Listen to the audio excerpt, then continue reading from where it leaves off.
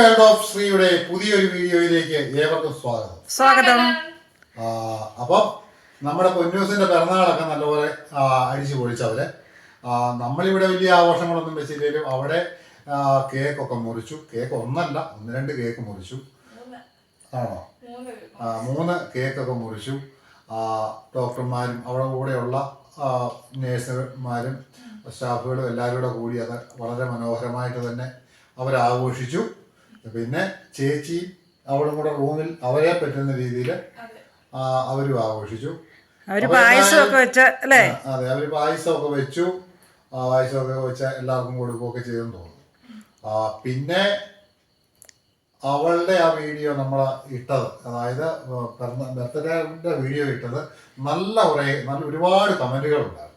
നമുക്ക് കുറെ കാലം കൂടിയായി കമന്റ് സെക്ഷൻ. അതെ, വിഷസ് പറഞ്ഞുകൊണ്ട് ഒരുപാട് കമന്റ് സെക്ഷൻ വന്നു. അപ്പോൾ അതെല്ലാം കാണുമ്പോൾ നമ്മളെ സ്നേഹിക്കാനും നമ്മുടെ കൂടെ സപ്പോർട്ടായിട്ട് നിൽക്കാനും ഒരുപാട് മനുഷ്യരുണ്ട് എന്നുള്ള ഒരു സന്തോഷം നമുക്കുണ്ട്. അത് നമ്മുടെ ഫാമിലി ഫുള്ളായിട്ട് അവരോട് എല്ലാവരോടും കടപ്പെട്ടിരിക്കുന്നു. നമ്മുടെ കുറേ നല്ല നല്ല വിശേഷങ്ങളും കുറേ കാഴ്ചകളും കുറേ നമ്മുടെ സമ്പാദ്യശീലങ്ങളും ഇതൊക്കെ ഉൾപ്പെടുത്തിക്കൊണ്ടുള്ള ഒരു വീഡിയോയാണ് ഇന്നത്തേത്. അപ്പോൾ എല്ലാവരും സ്കിപ്പ് ചെയ്യാതെ വീഡിയോ കാണുക. പിന്നെ നമുക്ക് ലൈക്ക് ഒക്കെ ശകലം കുറവുണ്ടോ? അതെ, ലൈക്ക് കമന്റ് ഒക്കെ കുറവാ. പണ്ടത്തെ പോലെ നമ്മുടെ വീഡിയോ ഒക്കെ നമ്മൾ 3 പേരും ആയപ്പോഴത്തേക്കും കാണുന്ന വ്യൂവേഴ്സ് ഒക്കെ കുറവാ. പണ്ടേ അമ്മയും പപ്പായും പറയുമായിരുന്നു ഞങ്ങൾ മുതുക്കരെ ആര് കാണാൻ വീഡിയോ പ്രായമുള്ളവരെ കൂടുതൽ ആൾക്കാർ ശ്രദ്ധിക്കുകയില്ല എന്ന് മോളമ്മ പറയുമായിരുന്നു. 2 പേരും പറയുമായിരുന്നു. അങ്ങനെയല്ല, ഇടയ്ക്ക് ഞാനും ഉണ്ട്. എനിക്കും പിന്നെ പഠിത്തവും കാര്യങ്ങളും പരീക്ഷയും മോഡലൊക്കെ ആയതുകൊണ്ടാണ് ഇടയ്ക്കൊന്നും വീഡിയോ ഇല്ലാത്തത്. 2 ദിവസം കൂടുമ്പോഴേക്കും ഇപ്പൊ ചിലപ്പോ വീഡിയോ വരുന്നത്. എല്ലാരും ക്ഷമിക്കണം. അതുപോലെ തന്നെ നമ്മുടെ കമന്റിന് ഇപ്പോൾ ഒരു ദിവസം ഇന്നിപ്പോ ഇടുന്ന വീഡിയോയ്ക്ക് നാളെ തന്നെ ഒക്കെ കമന്റ് എന്റെ റിപ്ലൈ തരാൻ മോളമ്മ ശ്രമിക്കുന്നുണ്ട്. മോളമ്മ അതെല്ലാം ഇപ്പം നല്ലപോലെ പഠിച്ചിട്ടുണ്ട്. അതുകൊണ്ട് റിപ്ലൈ കാര്യങ്ങളെല്ലാം കിട്ടുന്നതായിരിക്കും. അതുകൊണ്ട് പരമാവധി കമന്റുകളെല്ലാം എല്ലാവരും ഇടുക, നല്ല കമന്റുകൾ ഇടുക. പിന്നെ ഫോൺ ആണേലും നമ്മുടെ പിന്നെ നമ്മൾ കുറേ സാധനങ്ങളൊക്കെ വിൽക്കുന്നുണ്ടല്ലോ, സ്പൈസസ് ഐറ്റവും ഇടിയിറച്ചിയും ഒക്കെ. അപ്പോൾ കുറേ പേര് നമ്മളെ നേരിട്ട് വിളിക്കുന്നുണ്ട്. അവർക്ക് മെസ്സേജ് അയക്കാനൊന്നും അറിയത്തില്ലാത്ത കുറേ ആൾക്കാരുണ്ട്. അപ്പോൾ അവരൊക്കെ വിളിച്ചിട്ട് ഓർഡർ തരുന്നുണ്ട്. അപ്പം നമ്മുടെ 2 ആഴ്ച മുമ്പ് വരെ നമ്മുടെ ഫോണിന് ചെറിയൊരു ഫോണിന് ചെറിയൊരു കംപ്ലൈൻറ്റ് ഉണ്ടായിരുന്നു. കൊച്ചിന് ഞാൻ ഒരു 4 കൊല്ലം മുമ്പ് എടുത്തു കൊടുത്ത ഒരു ഫോണാണ് കൈകാര്യം ചെയ്യുന്നത്. അപ്പോൾ അതേലാണ് ഞങ്ങളെല്ലാവരും ടച്ചിന്റെ ഫോൺ നമ്മളെല്ലാവരും കൈകാര്യം ചെയ്യുന്നത്. ശ്രീകുട്ടന് ഫോൺ ഉണ്ടായിരുന്നു. അതെ, ആ ചെറിയ ഫോണിലാണ് ഇവരെല്ലാരും ടച്ചിന്റെ ഫോൺ യൂസ് ചെയ്യാൻ പഠിച്ചത്.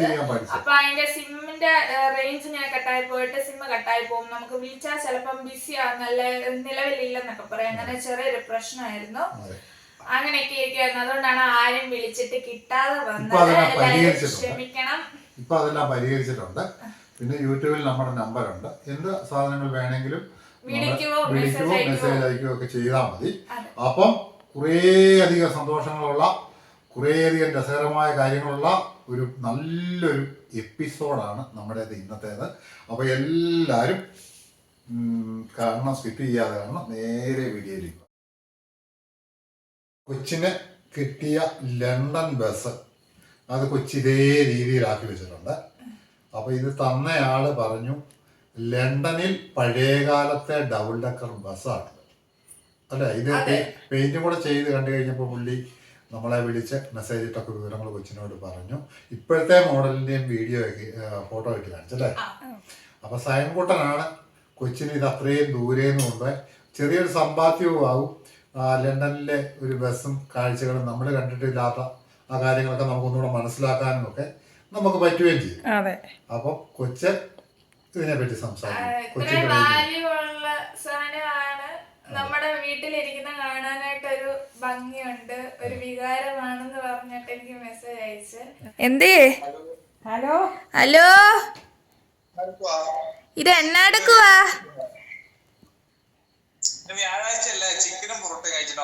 ആണോ? ഞങ്ങള് ബസ്സിന് പെയിന്റ് അടിച്ച്. അത് സെറ്റാക്കി.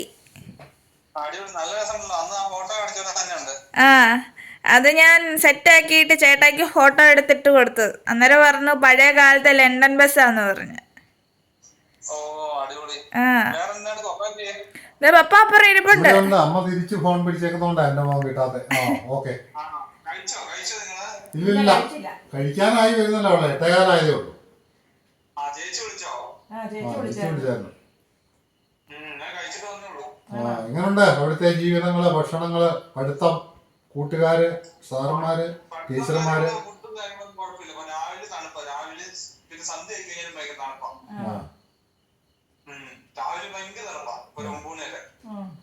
ശരി.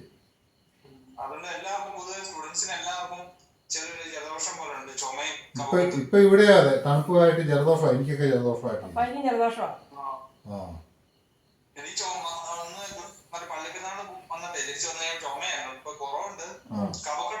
ചായ കുടിക്കുന്നുണ്ടല്ലോ രാവിലെ മെസ്സി ചായ ആണല്ലോ.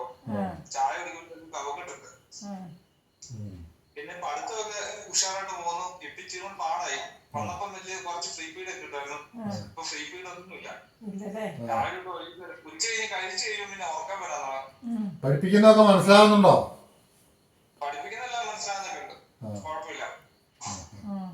അന്നുള്ള നോട്ട് അന്നു തന്നെ പഠിക്കണേ, എന്നാലേ എളുപ്പമുള്ളു. പിന്നെ കൂട്ടി വെച്ചാൽ ഭയങ്കര പാടാകും. പഠിക്കുന്നൊക്കെ ഉണ്ട്, കുഴപ്പമൊന്നുമില്ല. അതെ, നമ്മുടെ ഫാമിലി മെമ്പേഴ്സിനോട് പറയാനുണ്ടാക്കി പറഞ്ഞു. എന്നാ ഇന്ന് ക്ലാസ് ഉണ്ട്. രാവിലെ 8 മണിയാകുമ്പോ എണ്ണീക്കും. 9 മണിക്ക് കറക്റ്റ് 1 മണിക്കൂർ കൊണ്ട് ഭക്ഷണം കഴിച്ച് ഒരു ക്ലാസ്സിൽ പോകും. തണുപ്പാൻ എണ്ണിക്ക് ഇച്ചിരി ബുദ്ധിമുട്ടാണ്. പിന്നെ വൈകിട്ട് നോട്ടൊക്കെ എഴുതി കിടക്കുമ്പോ ഞാൻ 1 മണിയൊക്കെ കഴിയും. 1:30-2 മണിയാവും. പിന്നെ സുഖമായിട്ടിരിക്കുന്നു, എല്ലാരും സുഖമായിട്ടിരിക്കുന്നത് കരുതുന്നു. വീഡിയോ ഒക്കെ എടുക്കുന്ന ഓർക്കും. പിന്നെ എന്റെ ഫോൺ ഇത്തിരി കംപ്ലൈന്റ് ആണ് ഇപ്പം. അവ വീഡിയോ എടുപ്പിച്ചൊന്നും നടക്കില്ല. പിന്നെ വീഡിയോ എടുക്കുന്ന ഫോണാണല്ലോ വീട്ടിലെ. അപ്പം അങ്ങനെയൊക്കെ ഇരിക്കുന്നു. പിന്നെ ഞായറാഴ്ച ഒരു ദിവസം കിട്ടിക്കഴിഞ്ഞാൽ എവിടെയെങ്കിലും പുറത്തു പോയി വെറൈറ്റി ഫുഡ് കഴിക്കും. ഇപ്പൊ ഫുഡൊക്കെ കഴിക്കണം. ഇപ്പൊ ഓരോ ലൊക്കേഷൻ തമ്മിൽ പിടിച്ച് പോയി ഫുഡ് കഴിക്കുക, അതൊക്കെയാണ് മെയിൻ പരിപാടി. അപ്പൊ അങ്ങനെയൊക്കെ ഇരിക്കണം. പിന്നെ എല്ലാവരും സുഖമായിട്ട് ഇരിക്കുന്നെന്ന് കരുതുന്നു. എല്ലാവരും ലൈക്ക് ചെയ്തിട്ട് വീഡിയോ കാണുക. നമ്മുടെ വീഡിയോസിന് ലൈക്ക് കുറവാണ്. അപ്പൊ എല്ലാവരും ലൈക്ക് അടിച്ചിട്ട് വീഡിയോസ് കാണാം. പിന്നെ നമ്മുടെ പൊന്നൂസിന്റെ ബർത്ത്ഡേ ആയിരുന്നു. അവർക്ക് ഡ്യൂട്ടിക്കായിട്ട് വീഡിയോ എടുക്കാനൊന്നും പറ്റിയില്ല. എന്നാലും അമ്പലത്തിൽ പോന്നൊക്കെ വീഡിയോ ഇട്ടിരുന്നു. എല്ലാം നല്ല രസമുണ്ട്. അപ്പം ഞാൻ വിഷസ് ഒക്കെ അറിയിച്ചായിരുന്നു. നിങ്ങൾ അവിടെ സന്തോഷമായിട്ടിരിക്കുന്നു. വീഡിയോ ഒക്കെ എടുക്കുമ്പോ കാണുന്നുണ്ട്. ഹായ്, കഴിച്ചോ?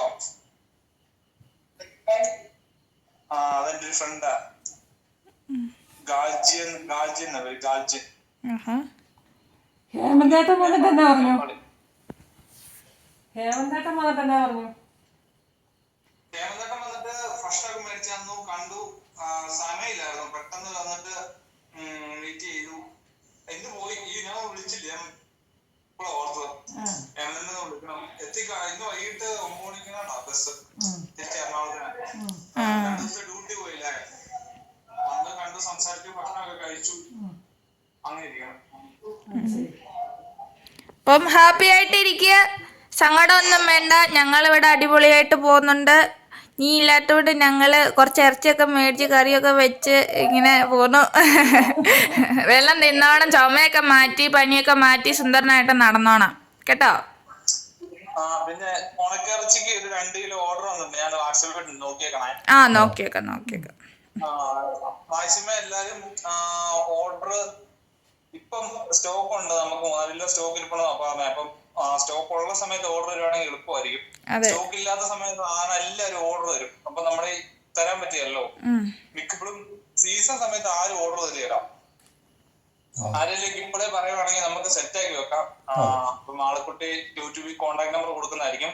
അപ്പൊ കുട്ടമ്മ അതിന്റെ പുറകെ മെനക്കെട്ട് നിൽപ്പുണ്ട്. 10 കിലോ ചോദിച്ചാൽ 10 കിലോ അയച്ചു കൊടുത്തു ഈ ദിവസം. അതൊക്കെ ഭയങ്കര സന്തോഷമുണ്ട്. നല്ല പണിയല്ല അതിന്റെ പുറകിൽ 10 കിലോ ഒക്കെ ഒരുമിച്ച് അയക്കണമെങ്കിലായി. അപ്പൊ ബിസിനസ്സും കാര്യങ്ങളെല്ലാം ഊറ്റമായിട്ട് കൊണ്ടുപോകുന്നുണ്ട്. അതൊക്കെ കാണുമ്പോൾ ഭയങ്കര സന്തോഷമുണ്ട്. എല്ലാം പക്കയായിട്ട് തന്നെ പോട്ടെ, പ്രാർത്ഥിക്കാം. ഞാൻ ഹാപ്പി ആയിട്ടിരിക്കുന്നു, കുഴപ്പമൊന്നുമില്ല. നല്ല രീതിയിൽ ഫുഡ് കഴിച്ചിരിക്കുന്നു. പിന്നെ എന്റെ സേറക്കുട്ടി എന്നാ പറയാമോ? സേറക്കുട്ടി അടിപൊളിയായിട്ട് ഇരിപ്പുണ്ട്, കുഴപ്പമൊന്നുമില്ല. സേറക്കുട്ടി ഞങ്ങളോട് ഭയങ്കര കളിയായി. ഇപ്പം ഞങ്ങളെപ്പോഴേ കളിപ്പിക്കുന്നതെന്ന് അറിയോ, നീ പോയതിന്റെ സങ്കടം അവർക്ക് മറന്നു പോട്ടെന്ന് ഓർത്തോണ്ട് പപ്പായും ഞാൻ എപ്പോഴും കൊഞ്ചിക്കും. അതുകൊണ്ട് ഇപ്പം ഭയങ്കര കൂട്ടാ.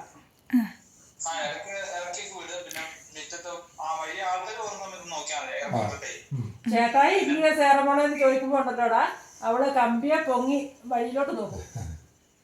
നീ പോയത് അതിന് എന്നെ കാണിച്ചു തരുവാ. എനിക്ക് ഡിസ്ചാർജ് ഇനിയിപ്പം ഞാൻ വന്നിട്ടവിടെ ഹോസ്പിറ്റലിൽ കൊണ്ടുപോകാം. അപ്പൊ ശരി, എന്റെ ഫോണിൽ ചാർജ് കുറവാ. ശരി. ചേട്ടായിക്ക് കൊണ്ടുപോയി കൊടുത്ത ബസ്സായിരുന്നു ഇത്. അവന് സമയമില്ലാത്തോണ്ട് അവൻ എനിക്ക് തന്നിട്ട് പറഞ്ഞു ഇതൊന്ന് സെറ്റാക്കി എടുത്തേക്കണം, കൊച്ച് പെയിന്റ് അടിച്ചെടുക്കണം, ഇവിടെ വെക്കണോന്ന് പറഞ്ഞു ഹാളില്. അപ്പൊ ഞാൻ പെയിന്റ് അടിച്ചപ്പോ വെച്ചിട്ട് 3-4 ദിവസമായി. പെയിന്റ് അടിക്കുന്ന വീഡിയോ ഒന്നും എനിക്ക് എടുക്കാനുള്ള ടൈം കിട്ടിയില്ല. പെയിന്റ് അടിച്ചിട്ട് ഞാൻ ചേട്ടായിക്ക് ഫോട്ടോ ഇട്ട് കൊടുത്തായിരുന്നു. നമ്മുടെ സയൻ ചേട്ടന് ഫോട്ടോ ഇട്ട് കൊടുത്തായിരുന്നു. അന്നേരമാണ് പുള്ളി ബസ്സിനെ പറ്റിയുള്ള കാര്യങ്ങളെല്ലാം എല്ലാം പറഞ്ഞു തന്നു. അപ്പോൾ വളരെ സന്തോഷമുണ്ട്. അപ്പൊ ഇനി മോടെ ഒരു പുതിയ കുടുക്കയും കൂടി ആയിരുന്നു. അതെ, ഇനി ഇതിന്റെ അകത്തായിരിക്കും പൈസ ഇടാൻ പോകുന്നത്. അപ്പം കൊച്ച് നേരത്തെ സമ്പാദ്യങ്ങളെല്ലാം കൂടെ ഉള്ള ഒരു ചെറിയ കുടുക്കയുണ്ട്. അതുകൂടെ നമുക്കൊന്ന് ഓപ്പൺ ചെയ്ത് നോക്കാം.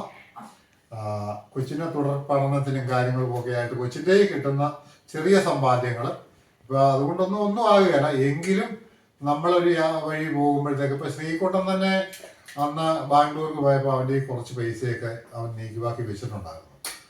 അഡ്മിഷൻ എടുക്കാൻ പോയപ്പോഴും ഞങ്ങൾ രണ്ടും കൂടെ ആദ്യം ഇവിടുന്ന് നെടുമ്പാശ്ശേരിയിൽ നിന്ന് വിമാനത്തെ പോയപ്പോഴും ഒക്കെ അവൻ്റെ ഈ ചെറിയ ചെറിയ സമ്പാദ്യം, കാരണം ഇങ്ങനെയുള്ള കാര്യങ്ങളൊക്കെ വരുമ്പോൾ പെട്ടെന്ന് എടുക്കാനുള്ള ഒരു സമ്പാദ്യമൊക്കെ അവൻ്റെ ഉണ്ടായിരുന്നു. ഒരു വഴിച്ചെലവിന് വേണ്ടി അല്ലേ? അതെ, വഴിച്ചെലവിന് വേണ്ടി. അപ്പോൾ അതുപോലെ മോളും ചെറിയൊരു കരുതൽ നമ്മളതിന് പ്രോത്സാഹിപ്പിക്കുകയും ഫണ്ട് കൂടുതലായിട്ട് നൽകുകയും ചെയ്യുന്നത് ഞാൻ തന്നെയാണ്, അല്ലേ? പപ്പ ചെടി വെക്കുന്നതും കോഴിയെ കൊടുക്കുന്നതും എല്ലാം കൊച്ചിൻ്റെ കയ്യിലോട്ട് കൊടുക്കും. അതെല്ലാം കൊച്ചു കുടുക്കയിലിടും. പിന്നെ ശ്രീകുട്ടൻ ഇവിടെ ഉണ്ടായിരുന്ന സമയത്ത് അവ സിറ്റിക്ക് പോയിട്ട് വരുമ്പം എന്നേലൊക്കെ മേടിച്ചതിൻ്റെ ബാക്കി ചില്ലറയൊക്കെ ഉണ്ടെങ്കിൽ അത് എണ്ണവും പറക്കൊന്നുമില്ല കേട്ടോ. പോക്കറ്റിൽ നിന്നുള്ളത് മൊത്തം ഭാര്യ കൊച്ച ഇന്നാടി എന്ന് പറഞ്ഞുകൊണ്ട് അവിടെ അതിലോട്ട് കൊടുക്കും.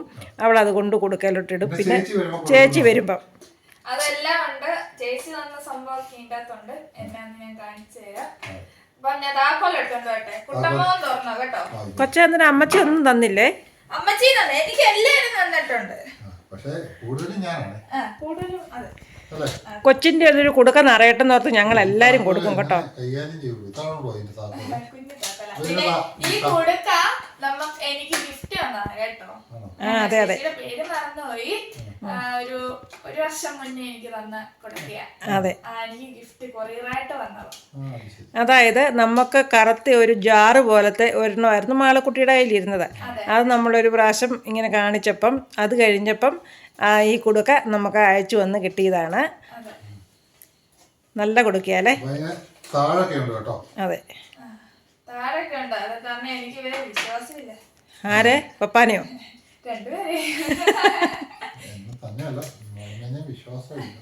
ഈ മനുഷ്യൻ ഇത് തുറക്കാൻ അറിയുന്നില്ല. ഇങ്ങനെ വെക്കണം. എന്നിട്ട് ഇങ്ങനെ തുറന്നു.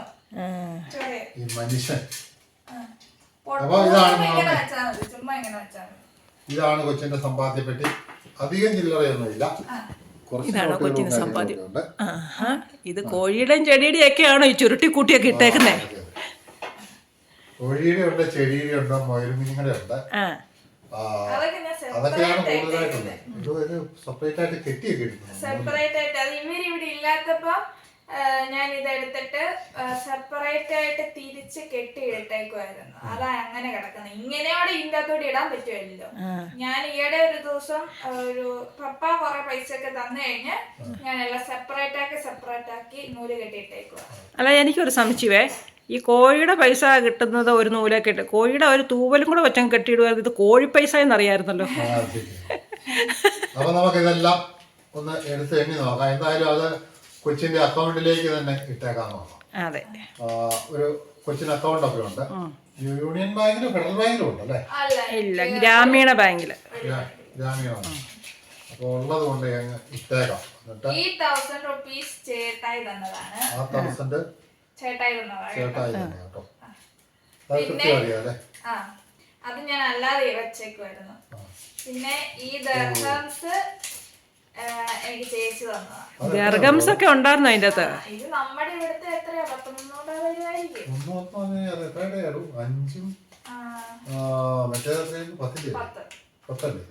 അപ്പൊ 15 ദർഗംസ് ഉണ്ട്.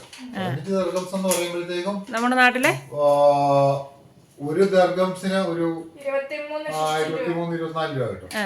അപ്പൊ 15 2 30, 10 300 400 രൂപ എടുക്കും, 350 രൂപ ഉണ്ട്. അടിപൊളി.